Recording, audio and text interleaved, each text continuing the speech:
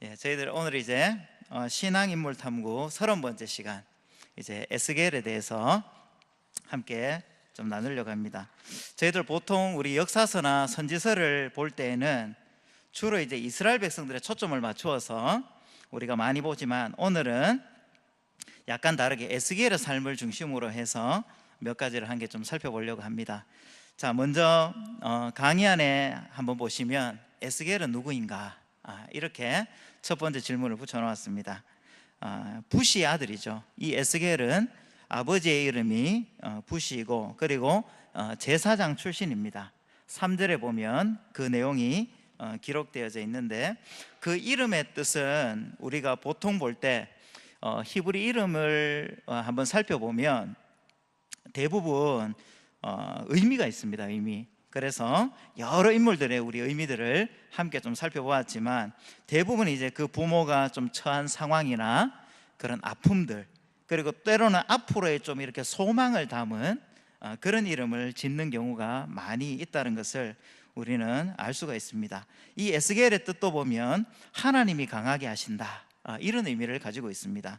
몰락해 가고 있던 이 이스라엘 가운데 하나님께서 이렇게 강하게 하셔가지고 다시 한번 회복하기를 간절히 바라는 그런 열망들이 담겨져 있는 이름이라는 것을 우리는 짐작해 볼 수가 있습니다. 자, 그렇다면 이 에스겔이 살았던 그 시대의 좀 배경들을 우리가 한번 살펴보면, 오늘 우리가 읽었던 1장 1절과 2절 말씀을 한번 다시 보시면 이렇게 시작하고 있습니다. 30째 해 넷째 달 초닷새, 그리고 그발 강가, 이렇게 적혀 있습니다. 먼저 시간적인 배경을 어떻게 소개하고 있습니까? 30째 해 넷째 달 초닷새, 이렇게 이야기를 하고 있는데, 그렇다면 이제 에스겔이 태어난 지가 30년이 됐다는 겁니다. 에스겔이 태어난 지가 30년이 되었는데, 그가 아주 자유로운 그 신분의 상태에 있는 것이 아니라 사로잡힌 자 중에 있었다, 이렇게 또 이야기를 하고, 그것은 무엇을 이야기하냐면 이제 포로로 끌려와 가지고 포로 생활을 하고 있다는 것을 이야기해 주고 있는 겁니다. 자, 그런데 공간적인 배경도 어디입니까? 그발 강가입니다. 그발 강가. 바로 바벨론 이 포로 생활을 하는 사람들이 포로로 끌려와서 함께 살고 있는, 그러니까 소위 말해서 포로민들이 사는 그 촌락, 그 포로민촌이 있는 곳이 바로 그발 강가였던 것 같아요. 그곳에 지금 에스겔이 있다, 이렇게 이야기를 해주고 있습니다. 자, 뿐만 아니라 그 당시 지금 시대적인 배경도 우리에게 좀 소개해주고 있는데, 1장 2절에 보면 여호야긴 왕이 사로잡힌 지 5년이다, 이렇게 이야기를 하고 있습니다. 자, 그렇다면 우리가 이미 좀 알고 있는 내용들을 다시 한번 좀 정리를 한번 해보면, 열왕기하 17장에 북이스라엘이 멸망했던 것이 혹시 언제인지 기억나십니까? 북이스라엘의 마지막 왕, 바로 호세아 왕이죠. 호세아 왕 9년에, 이 호세아 왕 9년에, 그러니까 좀 연도로 이야기하면 BC, 그러니까 BC 722년경에 바로 아수르 왕인 이 살만 에셀에 의해 가지고 북이스라엘이 멸망을 당하게 되죠. 자, 그와 또 비슷하게 시간은 훨씬 더 뒤쪽이지만, 이제 유다 같은 경우는 어떻게 됩니까? 유다 같은 경우는 마지막 왕이 시드기야입니다. 시드기야 11년, 그러니까 시드기야 11년 BC 586년경에, 그러니까 이 북이스라엘이 멸망하고 난 다음에 100한 몇십 년이 지금 지나가고 있습니다. 자, 느부갓네살 왕에게 의해서 유다가 마지막으로 멸망을 당하게 됩니다. 자, 그런데 그때 이제 왕한 22장 정도로 다시 넘어와 보면, 이제 이 유대의 마지막 5왕 정도는 우리가 좀 기억해 보면, 스토리로 좀 연결해서 머릿속에 좀 이렇게 기억하고 있으면 도움이 많이 됩니다. 마지막 왕 5왕 혹시 좀 기억나십니까? 여호아스, 그 다음에 또 누굽니까? 요시야, 여호아스, 여호야긴, 시드기야. 여기 쉽죠? 제가 이거 좀 쉽게 배우는 방법 하나 가르쳐 드릴까요? 이거 할 거면 되게 망설였는데, 왜냐하면 되게 좀 유치하게 제가 외우는 방법을 말씀드리려고 해서 네 번째 왕이 요아스 다음에 누구죠? 아하. 그죠? 아하. 자, 이걸 외우시면 아하. 그 다음에 뭐죠? 맨 마지막 자를 따서 김. 그 다음 마지막이 긴. 아하, 김이 길구나. 김이 기니까 양이 많겠죠. 그런데 마지막에 그 김이 어떻습니까? 시들었어요. 시드기야. 자, 제가 할까 말까 막 썼는데 괜히 했나 싶기도 한데. 자, 그런데 이렇게 유치하게 외우면 잘 외워집니다. 그죠? 요아스 다음에 요아스, 요야김, 요야긴, 그 다음에 시드기야. 이렇게 연결이 됩니다. 자, 그런데 이 바로 출발점이 되는 요시야 왕, 이 요시야 왕이 BC 622년경에 하나님의 전에서 뭐를 발견하게 됩니까? 율법책을 발견하게 되죠. 율법책을 발견하게 됩니다. 그래서 여기서 이야기하는 율법책은 바로 모세오경을 이야기합니다. 그래서 이 요시야 왕이 이 율법책을 이제 발견하고 난 다음에 읽어보니까 마음에 찔림이 막 있었습니다. 그래서 옷을 찢고 통곡을 하는데 그 이유가 바로 뭐냐 하면 열왕기하 22장 13절에 나중에 한번 찾아보시면 이렇게 기록이 되어 있습니다. 제가 한번 읽어드리면 이렇습니다. 우리 조상들이 이 책의 말씀을 듣지 아니하여 이 책에 우리를 위하여 기록된 모든 것을 행하지 아니하였으므로 여호와께서 우리에게 내리신 진노가 크도다. 이런 말씀이 열왕기하에 보면 기록이 되어 있습니다. 그러니까 요시야 왕이 발견한 게 뭡니까? 유다의 죄악이 무시무시하다는 것을 다시 한번 그 율법을 통해서 자기가 지금 다 통치하고 있는 이 나라를 보니까 그런 마음이 들었던 거죠. 그래서 하나님의 진노가 그들을 향해서 불타고 있다는 것을 알았기 때문에 이 요시야 왕은 전에 없던 개혁을 단행하게 됩니다. 그래서 유다가 하나님의 말씀을 청종하고 그분의 명령을 함께 지킬 것을 다짐하게 됩니다. 하지만 이것이 또 오래 가지 못하고 그 결과가 나중에 어떻게 되겠습니까? 나중에 보면 이제 여호와의 말씀에 내가 이곳과 그 주민에게 재앙을 내릴 것이다. 그리고 17절에도 보면 나중에 이는 이 백성이 나를 버리고 다른 신에게 분향하며 그들의 손의 모든 행위로 나를 경노하게 하였습니다. 그때 이제 함께 또 활동했던 선지자 중에 여선지자 훌다가 있습니다. 이 훌다가 무엇을 예언하냐면 바로 겸비하여서 하나님 앞에 선 바로 요시야 왕. 이 왕은 제왕을 이제 보지는 않겠지만 바로 유다 백성들은 하나님을 버리기 때문에 하나님의 심판이 유다에게 임할 거다. 그런 이야기를, 그런 예언을 하는 것을 보게 됩니다.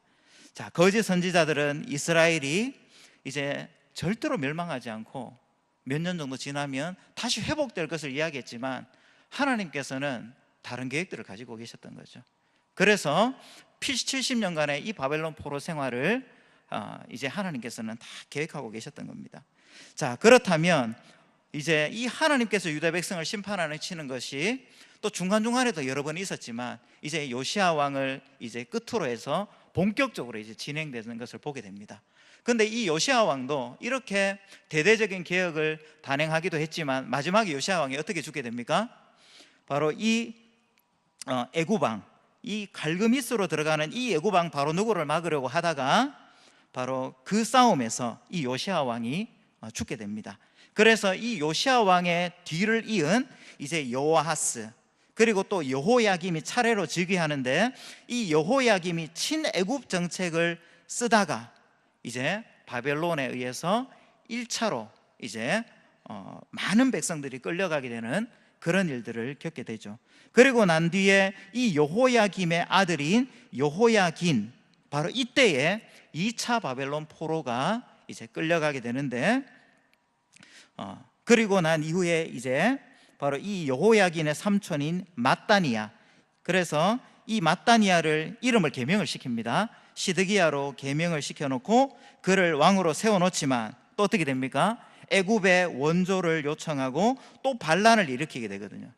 그때 이제 이 바벨론이 완전히 이제 이 유다를 멸망시키게 되는 겁니다. 그래서 이 시드기야 왕은 자기가 보는 눈앞에서 이 아이들이 자기 아들들이 죽게 되고, 그리고 또 자신의 두 눈은 참 뽑히게 되는, 뽑혀서 바벨론으로 끌려가는 참 비참한 최후를 맞이하게 되는, 이것이 바로 유다의 마지막에 있었던 역사적인 사건입니다. 자, 그렇다면 이쯤 되면 우리는 이런 질문이 좀 들 수 있을 것 같아요. 그렇다면 다윗과 맺었던 그 영원한 언약은 무효로 돌아가는 것인가? 어떻습니까? 그렇지 않다는 것을 우리는 사실 너무너무 잘 알고 있습니다. 히브리서 12장 11절에 보면 이런 말씀이 있습니다. 무릇 징계가 당시에는 즐거워 보이지 않고 슬퍼 보이지만 후에 그로 말미암아 연단받은 자들은 의와 평강의 열매를 맺느니라. 하나님의 징계 분명히 이스라엘 백성들에게 임했지만 하나님은 바로 그들을 향한 사랑을 버리지 않았습니다.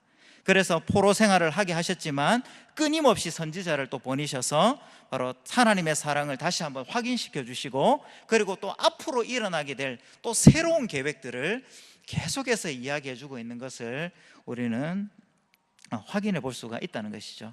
자, 이런 시대적인 배경을 가지고 이제 오늘 이제 본격적으로 이제 이 에스겔의 삶에 대해서 한번 좀 살펴보려고 하는데, 먼저 첫 번째는 에스겔에게 그러면 하나님께서 허락하신 소명은 무엇인가? 크게 이야기하면 두 가지입니다. 하나는 바로 유다와 이스라엘 백성들에게 전해야 할 메시지가 있었고, 그리고 또 하나는 그 주변에, 이스라엘 주변에 있었던 바로 하나님을 대적했던 수많은 나라들이 있습니다. 그 나라들에 대한 하나님의 심판에 대한 메시지들, 이것들을 또 전하는 일들을 감당했던 사람이 에스겔 선지자였습니다.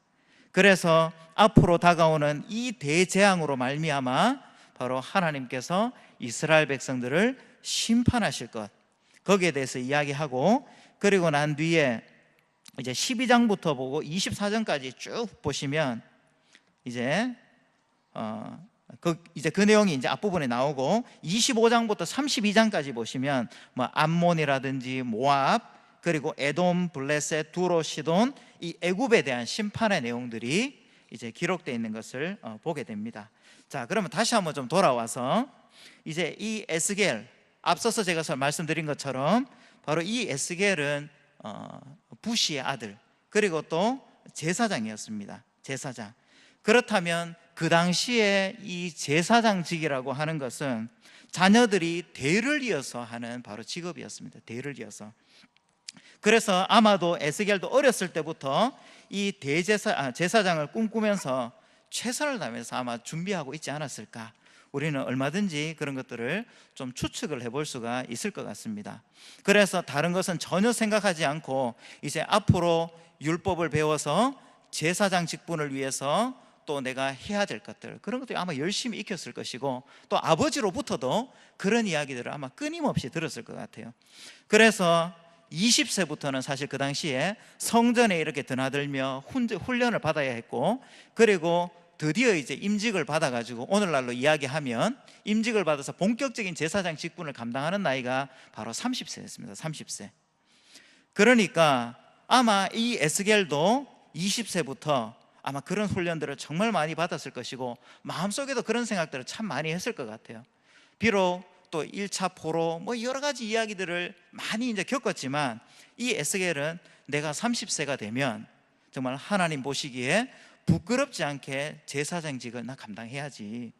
비록 나라와 주변 상황은 참 혼란스럽지만 나만은 많은 이스라엘 백성들이 하나님을 잘 섬기도록 내가 도와줘야지. 에스겔은 아마 이런 생각들을 많이 했을 것 같아요. 자, 그렇지만 이제 20세가 되기 이전 바로 에스겔 나이 18세가 되었을 때에 바벨론의 1차 포로의 참 슬픈 기억들을 경험하게 됩니다. 이때 이제 끌려갔던 사람들이 대부분 누구냐 하면 귀족들, 그리고 왕자들, 이런 사람들이 바벨론에 끌려갔습니다. 왜 그렇겠습니까? 지도자들을 다 데리고 가야지 이제 이스라엘 백성들이 다시 한번 이렇게 반역을 꾀하거나 그런 것들을 철저하게 이제 막을 수가 있었기 때문에 이제 그때 바로 이 귀족들과 왕자들을 바벨론으로 잡아가는데, 이때 포로가 된 사람, 대표적인 사람이 누구겠습니까? 저희들이 잘 알고 있는 바로 다니엘, 그리고 그의 뭐 세 친구 하나냐, 미사엘, 아사랴 같은 사람, 이런 사람들이 이제 포로로 먼저 끌려가게 됩니다. 자, 그리고 난 다음에 이제 두 번째로 이제 에스겔이 한 25세가 되었습니다. 25세가 되었을 때에 이제 여호야김과 함께 이제 이 에스겔 자신도 함께 바벨론으로 포로로 이제 끌려가는 것을 경험하게 됩니다. 이제 더 이상 예전에 가지고 있었던 그런 소망들이 이제 점점 사라지기 시작하는 거죠. 이제 예루살렘 성전으로 언제 돌아올지도 잘 모릅니다. 그래서 이제 본격적인 바로 이 에스겔의 포로 생활이 시작이 되는 것이죠. 어쩌면 참 이렇게 평생 동안 준비해 오고 있었던 그런 것들, 이제는 전혀 하지 못하게 되고 전혀 예상하지 못한 일들이 이제는 이 에스겔의 삶에 직접적으로 피부로 다가오게 된 것이죠. 자, 그리고 난 이후에 얼마 정도의 시간이 또 흘러갔겠습니까? 5년 정도의 시간이 흘러갔습니다. 5년 정도의 시간. 그때까지 성경은 에스겔에게 어떤 말씀이 임했다, 이렇게 성경은 기록하고 있지 않고 오늘 1절부터 1장에부터 이제 30년이 되었을 때에, 그러니까 5년이라는 시간이 지나고 난 이후에 하나님의 말씀이 임했다, 성경은 이렇게 우리에게 이야기해 주고 있습니다. 이 시간에 에스겔은 무슨 생각을 했겠습니까? 포로로 끌려가서 흘러간 5년간의 시간 동안에 어쩌면 에스겔은 혼자 이렇게 골방에 있는 시간을 많이 보냈을지도 모를 것 같아요. 그때 아마 이런 생각들을 하지 않을까요? 나는 도대체 그러면 누구인가? 그리고 앞으로 나는 바벨론에서 어떻게 살아야 되나? 에스겔은 아마 이런 고민들이 있었을 것 같습니다. 그리고 또 유다 백성들에게는 정말 소망이 있는 것인가? 아마 여기에 대한 대답을 스스로 아무리 고민을 하려고 해도 거기에 대한 대답을 찾을 수가 없었을 것입니다. 이것이 에스겔에게 찾아온 절망이었습니다. 에스겔에게 찾아온 절망. 그렇지만 또 한편으로 생각해 보면 또 이 5년의 시간은 이 에스겔에게 있어서는 또 철저하게 다시 한번 자신의 모습을 좀 돌아볼 수 있는 그런 시간이 아니었을까. 그리고 또 이스라엘 백성들에게 임한 하나님의 심판들, 이것들을 다시 한번 좀 곱씹어 보면서 또 무엇을 내가 잘못했고 우리 이스라엘 백성들이 하나님 앞에 회개해야 될 것은 무엇인가, 이런 것들을 아마 충분하게 훈련할 수 있는, 그래서 이제는 하나님 말씀하시면 순종하는 삶을 살아야 되겠다, 그런 것들을 다시 한번 다짐했던 시간이 이 침묵의 5년의 시간이 아니었을까 생각해 보면 이 시간조차도 에스겔에게는 어쩌면 또 유익한 시간일 수도 있겠다, 그런 생각들을 한번 해볼 수가 있을 것 같습니다. 하지만 이제 드디어 그런 시간들을 다 지나가고 에스겔의 하나님의 때가 찾아왔습니다. 그래서 하나님께서는 이 에스겔을 불러서 이야기하는 것이죠. 그래서 첫 번째로 이제 소명을 이제 감당하게 되는데, 그 대표적인 소명이 무엇인가 하면 앞서서 말씀드린 것처럼 바로 파수꾼의 소명입니다. 이스라엘 백성들과 그리고 또 사람들에게 하나님의 메시지를 전해야 하는 이 파수꾼의 소명을 이제부터는 그러면 잘 감당하고 좀 뭔가 계속해서 좀 잘 풀렸으면 좋겠는데, 그렇지만 이제 불행 끝 행복 시작이 아니라 여전히 아직까지 겪어야 되는 여러 가지 어려움들이 에스겔 앞에는 놓여져 있었습니다. 그 내용들을 제가 3가지 정도 이렇게 정리를 해놓았는데, 먼저 첫 번째 겪었던 어려움은 무엇이었을까요? 7년 동안 아무 말 못하는 바로 벙어리의 시간이었습니다. 그것이 에스겔을 기다리고 있었고, 그리고 두 번째는 1년 이상이죠. 1년 이상 동안 이제 꽁꽁 묶여가지고 배고픔과 갈증의 시간을 또 보내야만 했습니다. 그 내용이 이제 보면 4장에 기록이 되어 있는데, 잘 알고 있는 것처럼 왼쪽으로 390일 누워있고 또 오른쪽으로 40일 이렇게 누워있으면서 바로 그 날수가 이스라엘의 죄악의 바로 날수를 이야기하는 것이죠. 그러면서 이제 그때 정말 아주 작은 소량의 음식물만 먹으면서 버텨야만 했던 그런 시간들도 에스겔에는 있었습니다. 그런데 이것뿐만 아니라 어쩌면 첫 번째와 두 번째와는 비교할 수 없는 그런 큰 슬픔이 하나 더 찾아오는데, 그게 무엇인가 하면 이제 사랑했던 바로 에스겔의 아내가 갑자기 죽게 되는 그런 사건이었습니다. 그런데 더 이해할 수 없는 것은 무엇이냐 하면 이 아내가 죽는데 하나님께서 말씀하십니다. 뭐라고 이야기하냐면 아내의 죽음을 슬퍼하지 마라. 아내의 슬픔을 슬퍼하지 마라. 사랑하는 사람이 죽었기 때문에 우는 게 너무나 지극히 당연하고 정상적인데 하나님께서는 에스겔에게 아내의 죽음을 슬퍼하지 말라고 이야기하는 겁니다. 자, 그렇다면 왜 하나님께서 이런 이야기를 하는 것일까? 너무 매정한 하나님이 아닐까? 우리는 생각해 볼 수 있지만 그 이면에는 또 하나님의 어떤 그런 메시지들이 있다는 것을 우리가 생각해 보면 그 중에 한 가지가 이제는 이스라엘 백성들이 바로 하나님께 했던 바로 그 행위들, 이것들을 다시 한번 좀 떠올리면서 바로 하나님이 그 사람과의 어쩌면 결별성을 좀 강조하는 행위가 아닐까, 우리는 얼마든지 그렇게 좀 생각해 볼 수 있는 것이, 앞으로 그러니까 이제 하나님이 예루살렘에 남아있는 바로 이스라엘 사람들과의 관계를 완전히 끊어버릴 것을 사실은 상징하는 것이었고, 하나님을 버린 이스라엘 백성들에게 바로 충격적인 메시지를 전달하기 위함이 아니었을까, 우리는 이렇게 충분히 생각해 볼 수가 있다는 것이죠. 이런 여러 가지 이제 에스겔에게 찾아왔던 역사적인 사건, 그리고 또 개인적으로 겪을 수밖에 없었던 여러 가지 어려움들, 이것이 바로 에스겔이 겪었던 절망이었습니다. 에스겔이 겪었던 절망. 그래서 어떤 심리학자들은 나중에 이제 이 에스겔에 보면 여러 가지 환상들도 보게 되고, 그리고 또 참 이해하지 못할 그런 행동들을 하나님께서 또 이야기하시면서 그런 행동들을 보면 좀 심리적으로는 아주 좀 불안한 상태, 그런 상태가 아니었을까 생각하기도 하지만, 우리가 이 성경을 볼 때 에스겔의 모습은 어떻습니까? 하나님의 어떤 그런 계획 속에서 진행되고 있는 바로 일이라는 것을 우리는 충분히 생각해 볼 수가 있다는 겁니다. 그럼에도 불구하고 에스겔에게 또 이스라엘 백성들에게 소망이 되는 것이 있습니다. 그것이 무엇이냐 하면 바로 오늘 우리가 읽었던 1장 1절부터 시작되는 하늘문이 열리고 바로 하나님의 모습이 보이기 시작했다는 겁니다. 그리고 여호와의 말씀이 임하기 시작했다는 것이죠. 여기에 소망이 있습니다. 여기에 소망이 있습니다. 바로 이 에스겔서 곳곳에 에스겔에 임하는 하나님의 말씀이 계속해서 등장하는 것, 이것이 그들에게 소망이 될 수밖에 없었다는 것이죠. 자, 그때에 우리는 그러면 어떤 삶을 살아갈 수 있게 되겠습니까?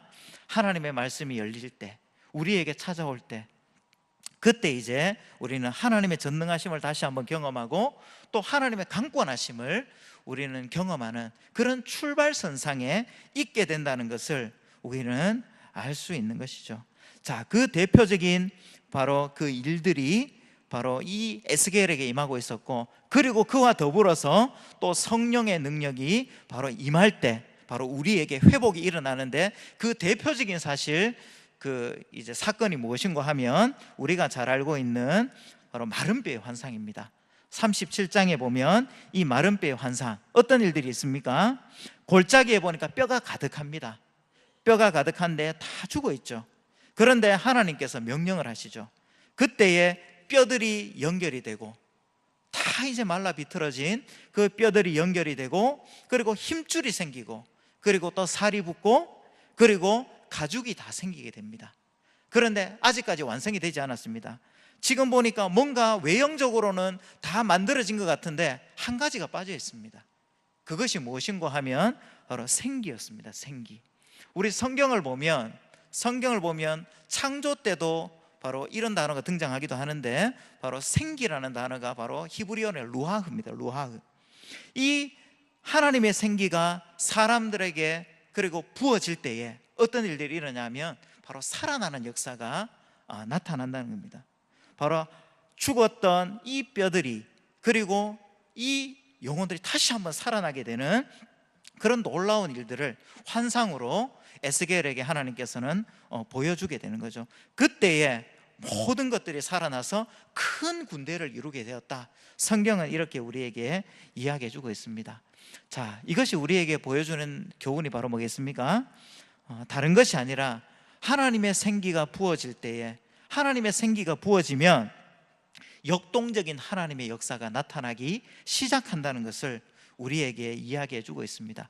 그런데 또 이 37장에 또 등장하는 또 비유 섞인 이런 단어들이 몇 가지가 있는데, 그것이 무엇인가 하면 또 그 출발점이 25절에 보면 영원한 왕, 그리고 17장에 보면 뭐 연한 가지, 34장에 한 목자, 이런 이야기를 하면서 궁극적으로는 그리스도를 통한 바로 이 회복이 일어날 것에 대해서 바로 이 에스겔 선지자를 통해서 하나님께서는 말씀을 해주고 있다는 겁니다.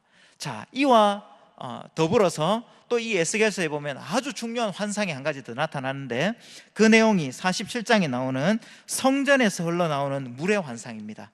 성전에서 흘러나오는 물의 환상. 에스겔이 지금 이제 어떤 환상을 다시 한번 보게 되냐 하면, 에스겔 선지자가 한 곳에 이르게 됩니다. 그곳이 무엇인가 하면 바로 성전 문 앞입니다. 성전 문 앞. 근데 여기서 이야기하는 성전 문은 바로 우리가 성소가 있고 지성소가 있는데, 여기서 이야기하는 성전문이 성전 외부에서 성전 바깥들로 들어가는 문이 아니라 성전 안뜰에서 성소로 들어가는 문을 이야기합니다. 자, 그런데 그곳을 가만히 목격을 하는데, 이제 그 성전문은 당연히 동쪽을 향하고 있겠죠. 동쪽을 향하고 있는데 그 성전 문지방에 가만히 보니까 물이 조금씩 스며서 흘러나오기 시작하는 겁니다. 그런데 그 물이 동쪽으로 계속해서 흘러서 이제 성전 오른쪽 제단 남쪽으로 흘러내립니다. 남쪽으로. 그런데 그 물이 멈추지 않고 성전 바깥문을 향해서 계속해서 흘러가서 이제 다 지나가게 됩니다. 그래서 이 에스겔을 데리고 온 사람이 물을 재어 보니까 이제 물이 어느 정도가 됩니까? 1000척이나 됩니다. 1000척. 한 척이 한 18인치니까 우리가 물리적으로 계산을 해보면 한 450m 정도가 되는 그런 물들이 계속해서 지금 흘러나오고 있는 겁니다. 자, 그래서 계속해서 흘러나오는 그 물이 이제 나중에는 어떻게 됩니까? 발목까지 차게 되고, 그리고 나중에는 또 무릎까지 차게 되고, 그 다음에는 허리까지 차게 됩니다. 그리고 마지막에는 어떻게 됩니까? 이제 더 이상 건널 수 없는 아주 큰 강물이 되어버린 거죠. 큰 강물이 되어버린 겁니다. 자, 처음에는 이 성전 문지방에서 스며 나오다시피 한 이 물이 나중에는 발목과 무릎, 그리고 이제는 허리, 그리고 이제는 사람이 헤엄을 칠 만한 아주 큰 강물이 되어버린 것이죠. 그런데 우리가 한 가지 더 주목해 보고 싶은 것은 뭐냐 하면, 이 성전물의 출발점이 어디냐는 겁니다. 이 성전에서 흘러나온 물의 출발점이 바로 하나님과 바로 및 어린 양, 이 보좌를 상징하는 바로 이 성전에서부터 흘러나오기 시작했다는 것을 우리에게 이야기해 주고 있습니다. 어쩌면 우리가 요한복음에서 우리가 읽어보았던 것처럼 예수님께서 뭐라고 이야기하셨습니까? 내가 곧 길이요 진리요 생명이니. 그리고 또 요한복음 7장에 보면 예수님께서 이런 얘기를 하시죠. 명절 끝날 곧 큰 날에 예수께서 서서 외쳐 이르시되 누구든지 목마르거든 내게로 와서 마시라. 나를 믿는 자는 성경의 이름과 같이 그 배에서 생수의 강이 흘러나오리라. 사랑하는 성도님들, 바로 하나님의 성전에서부터 시작된 이 물이 이제 모든 것을 적시기 시작합니다. 그런데 이 모든 것을 적시는 이 물이 점점 더 이제 확장되고 점점 더 깊어져서 나중에는 사람이 헤엄칠 수 없을 만큼의 아주 큰 강물을 이루게 되고, 그리고 그 강물이 이제 마지막으로 어디까지 흘러가게 됩니까? 어디까지 흘러가냐 하면 이제 아라바, 그러니까 8절에 보시면 이런 말씀이 기록되어 있습니다. 47장 8절에 보면 동쪽으로 흘러 아라바로 흘러가게 되죠. 그런데 이 아라바는 어디를 이야기하냐면 바로 이 요단강의 움푹 패인 바로 저지대를 이야기합니다. 그런데 여기를 또 지나서 마지막으로 이제 흘러 들어가는 곳이 바로 어디냐 하면 바다입니다. 바다. 여기서 이야기하는 바다는 어디를 이야기하냐면 이제 사해를 이야기해요. 사해바다. 사해바다. 위쪽에 갈릴리 호수가 있고, 그리고 요단 강물이 쭉 흘러가지고 이제 나중에 도달하게 되는 곳이 바로 사해바다입니다. 사해바다. 그런데 우리가 잘 알고 있는 것처럼 이 사해바다는 어떤 곳입니까? 사해바다는 염분의 농도가 아주 진합니다. 보통의 바다보다 5배 정도 진하고, 그리고 깊은 바다 속은 보통 바다의 염분보다 10배 정도가 진하기 때문에 아무런 생명체도 살 수 없는 곳이 바로 이 사해바다입니다. 사해바다. 그런데 이 성전에서부터 흘러나온 물이 이제 마지막 그 바다에 도달하고 난 이후에 모습을 우리에게 좀 소개를 해주고 있는데요, 이곳이 바로 이제 어떻게 바뀌게 되는 걸까요? 성전에서부터 흘러나온 이 물이 피라미 하나 살 수 없는 이곳이 바로 생수의 강이 닿았을 때에 생명의 역사가 나타나기 시작한다는 것을 우리에게 이야기를 해주고 있는 겁니다. 그래서 7절에 보면 바닷물이 살아납니다. 그리고 또 8절에 보면 생물이 살아나기 시작합니다. 생물이 살아나니까 당연히 고기가 많아지고 그곳에 어떤 사람들이 몰려들기 시작하겠습니까? 어부들이 몰려들기 시작하는 거죠. 어부들이 몰려들기 시작합니다. 그런데 이 생명의 역사가 천천히 조금씩 일어나는 것이 아니라 바로 8절, 9절, 10절에 수식하는 말들을 한번 보면 심히, 모든, 심히 이런 말들을 계속해서 반복해주고 있습니다. 이것은 무엇을 이야기하냐 하면 바로 하나님의 생명의 역사가 동시다발적으로 풍성하게 일어나게 된다는 것을 이야기해주고 있다는 겁니다. 이것이 바로 하나님의 놀라움이고 하나님의 전능하심이라는 것을 우리에게 알려주고 있습니다. 어쨌든 시작은 미약했지만 결국에는 죽음의 바다까지 살리는 일들이 일어나게 되었다는 것이죠. 생명이라고는 찾아볼 수 없는 전혀 그런 없는 곳이 바로 황금어장으로 바뀌게 된 겁니다. 황금어장으로 바뀌게 된 것이죠. 이 환상을 본 이 에스겔은 어떤 생각이 좀 들었겠습니까? 이 환상을 본 이 에스겔, 앞서서는 하나님께서 유다와 그리고 또 이방 민족에 대한 그런 심판의 메시지를 막 쏟아내셨지만 여기에서 딱 끝나는 것이 아니라 소망이 있음을 하나님께서는 들려주실 때에 에스겔은 아마 마음속에 하나님의 사랑을 다시 한번 확인했을 것 같아요. 그러면 그렇지, 우리 하나님 정말 좋으신 분이시구나. 비록 이스라엘 백성의 잘못 때문에 이런 힘든 시간을 보내고 있지만 이것이 끝이 아니구나. 하나님의 또 다른 계획들을 여전히 가지고 계시구나. 아마 그런 벅찬 마음들이 에스겔의 마음속에는 가득 아마 일어났을 것 같아요. 자, 그렇다면 오늘을 살아가는 우리들에게는 이 에스겔의 절망과 이 소망이 어떤 메시지들을 우리에게 줄 수 있을까요? 바로 우리의 삶도 하나님께서는 놀랍게 변화시켜 줄 수 있다는 것을 말씀하고 있는 겁니다. 성전에서 흘러나오는 물이 바로 우리를 회복시키실 거라는 것을 우리에게 말씀해 주고 있습니다. 더 이상 소망이 없는 상황이라 할지라도 주님은 우리의 상황을 얼마든지 역전시킬 수 있는 분이라는 것을 우리에게 말씀해 주고 있고, 비록 내가 벼랑 끝에 서 있는 것 같이 느껴지고 더 이상 소망이 없는 순간처럼 느껴진다 할지라도 얼마든지 이 생수의 강이 우리에게 닿기만 하면 그곳에는 생명의 역사가 나타날 수 있다는 것을 우리에게 말씀해 주고 있습니다. 사랑하는 성도님들, 오늘 우리가 이 자리에 앉아 있지만 참 우리의 마음을 참 무겁게 만드는, 해결하지 못하고 있는 그런 어려움들, 혹시 두려움들이 우리에게는 혹시 없습니까? 그런 것들이 있다면 바로 하나님의 그 전능하신 손길 앞에 우리가 한번 그것들을 가지고 나아갈 수 있는 시간이 되면 참 좋겠습니다. 그래서 우리 자신에게 한번 그런 이야기를 했으면 좋겠습니다. 바로 생수의 강이 너를 살릴 수 있어. 생수의 강이 닿으면 너는 얼마든지 살아날 수 있어. 그리고 또 우리가 알고 있는 어려움을 겪고 있는 옆에 있는 분들, 생각나시는 분들이 있다면 바로 하나님이 이 메시지를 함께 또 나눌 수 있다면 얼마나 좋을까, 그런 생각들을 해보게 되었습니다. 자, 뿐만 아니라 마지막으로 이제 이 에스겔은 개인적인 은혜와 영성, 이것만 다시 한번 회복하는 것이 아니라 이 에스겔의 메시지를 통해서 또 한 가지 들려주고 있는 것은 무엇인가 하면 이 구속사적인 복음의 진보입니다.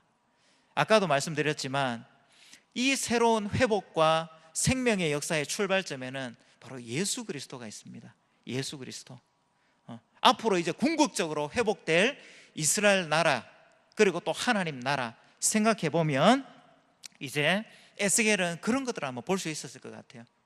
하나님께서 약속하신 다윗의 씨를 통해서 회복하실 하나님의 놀라운 구원과 또 그 나라, 이것들을 또 생각해 보면 여전히 우리에게도 남겨져 있는 하나님이 우리에게 맡기신 그 사명, 바로 이 복음의 사명을 또 우리의 삶의 자리에서 또 충성스럽게 감당할 수 있는 우리 모두가 되면 좋겠다는 생각이 듭니다. 그렇다면 이제 우리가 해야 될 일이 무엇이겠습니까? 하나님이 우리에게 원하시는 것이 바로 그겁니다. 우리가 생명수의 통로가 되는 겁니다. 생명수의 통로가 되는 겁니다.